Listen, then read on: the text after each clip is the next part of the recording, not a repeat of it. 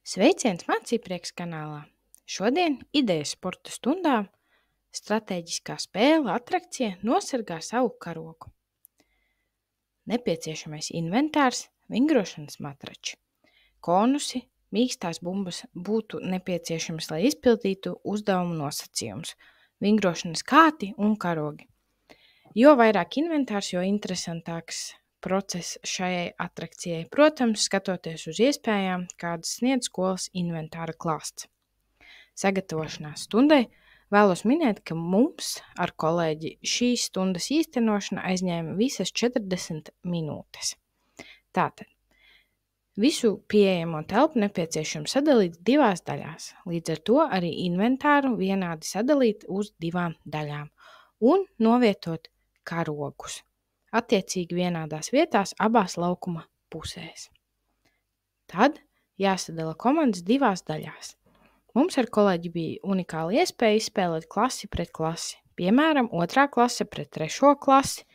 Ja sadalījums ir piemēram 7. un 2. klase, arī tad mēs dalījām abas komandas un miksējām kopā 7. klasi ar 2.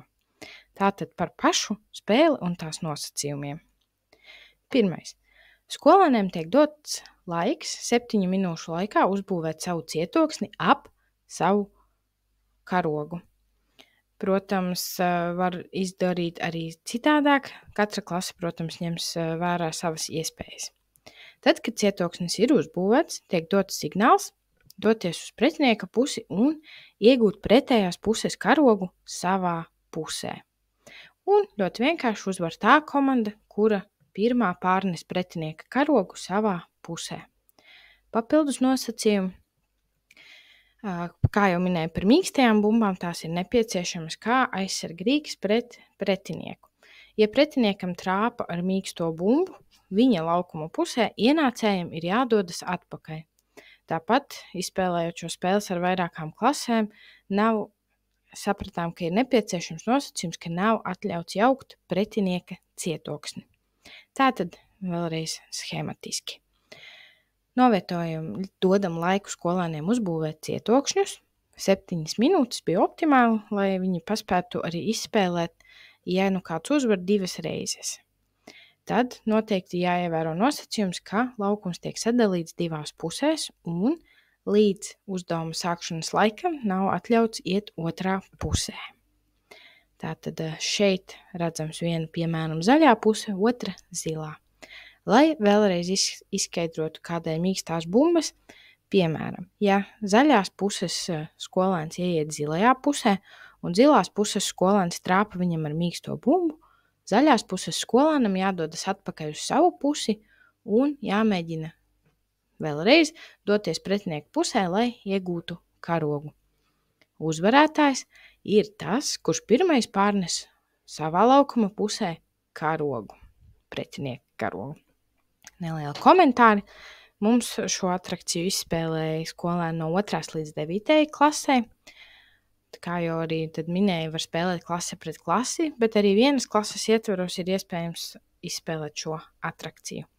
Tā ir nedaudz arī stratēģiska spēle, un līdz ar to izrietē arī klases līderi ļoti daudz. Un pārsteidzošā kārtā iesaistījās pilnībā visi. Nebija tāda, kam šī spēle nepatiktu, un arī vēlāk, jau ejot stundām uz priekšu, skolēni labprāt gribēja atkārtot šo atrakciju.